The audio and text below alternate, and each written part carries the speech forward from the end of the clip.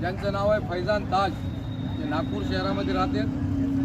ते गाण्याच्या माध्यमातून सर्व जाती धर्माला एकोपा बांधून एकत्र आणून समाज प्रबोधनाचं काम करत आहेत। असे गायक आपल्या परभणीमध्ये येणार आहेत। त्यांचं नाव आहे फैजान ताज आणि त्यांच्यासोबतच भाग्यश्री इंगळे ही एक नवतरुण मुलगी जी बाबासाहेबांचे गाणे गाऊन आपल्या संविधानाचं आणि बाबासाहेबांचं नाव ह्या ठिकाणी संपूर्ण जगभरामध्ये नेत आहे।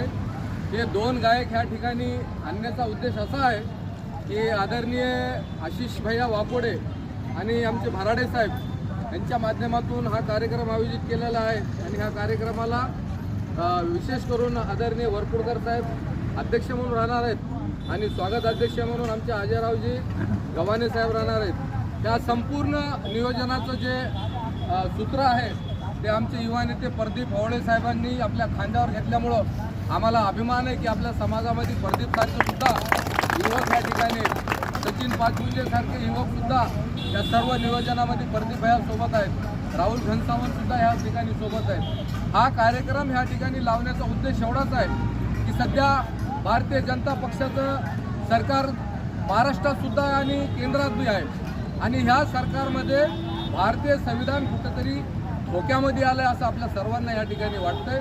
म्हणून संविधान सन्मान सोहळा आपल्या कार्यक्रमाचं नाव आहे आणि हा संविधान सन्मान सोहळ्याच्या निमित्तानं ह्या ठिकाणी भीम संगीत रजनीचा कार्यक्रम आपण आयोजित केलेला आहे। वरपुडकर साहेब, तुम्हाला सांगताना अभिमान वाटेल की भारतीय बौद्ध महासभा जी बाबासाहेबांना स्थापन केली ती भारतीय बौद्ध महासभा, त्यांचे जिल्हाध्यक्ष अशोकजी कांबळे साहेब आज आपल्यामध्ये आहेत आणि समोर बसलेले सर्व त्या बौद्ध महासभेचे उपासक आपल्या समोर बसलेले आहेत। आमच्या ह्या सर्व लॉंग मार्चला त्या सर्व भारतीय बौद्ध महासभा आणि भिक्खू संघाचा आशीर्वाद आणि नवतरुण आणि महिला मंडळाचा या ठिकाणी आम्हाला आशीर्वाद आहे। साहेब, तुम्हाला सांगताना मला फार आनंद वाटत की परभणीचं प्रकरण जेव्हा न्याय मागण्यासाठी आम्ही मुंबईच्या दिशेनं निघालो त्यावेळेस ह्या माया बहिणी ह्या बसलेल्या त्या टोटल आमच्या सोबत होत्या।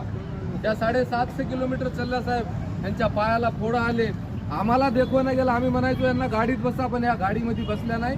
त्या म्हणल्या आम्ही तुमच्यासोबत न्याय मागण्यासाठी त्या ठिकाणी जाऊ। अशा पद्धतीचा हा लॉंग मार्च आमचा त्या ठिकाणी संपन्न झाला आणि वरपुडकर साहेब आणि गव्हाणे साहेब या दोन व्यक्तींना आपल्याला संपूर्ण ह्या परभणीच्या प्रकरणामध्ये प्रचंड प्रमाणात मदत केली। मला आठवतं